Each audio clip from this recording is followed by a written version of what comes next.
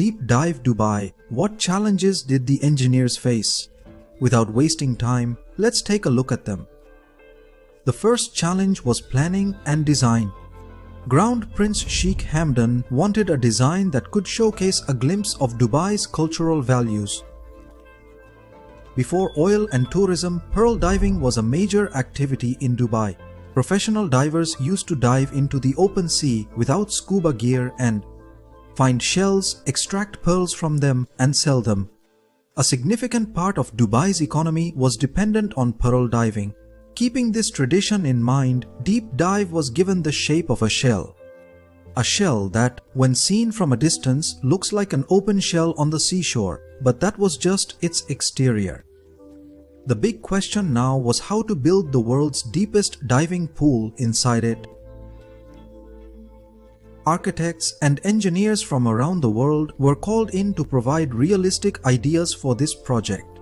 The easiest way was to erect a strong building 45 meters high and fill it with water. But there was a problem with this approach. This pool would be 45 meters deep, but the condition for making a world record is that the pool should be built below ground, not above it. Secondly, Dubai is a very hot city. If the pool was built above ground in a building, the heat of the environment could also engulf the pool's atmosphere. Dubai's Crown Prince wanted a pool that not only its design but also its depth would be talked about worldwide. So it was decided that the world's deepest diving pool would be dug below ground. A shaft would be dug into the ground, which would be vertical, not horizontal.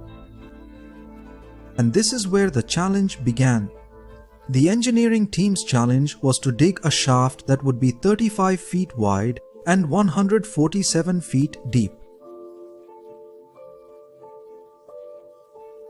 This shaft not only had to be dug but also had a wall erected at its border, which would prevent the shaft from collapsing. In engineering terms, this wall is called a diaphragm wall. To accomplish this task, a special excavator was brought in. With the help of the machine, a hole as wide as a pillar was dug to a depth of 47 feet. Then, a steel cage was placed inside and filled with concrete.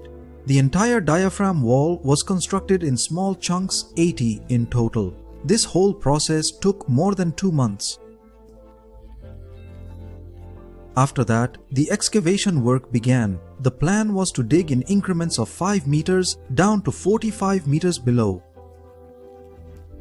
The diaphragm wall is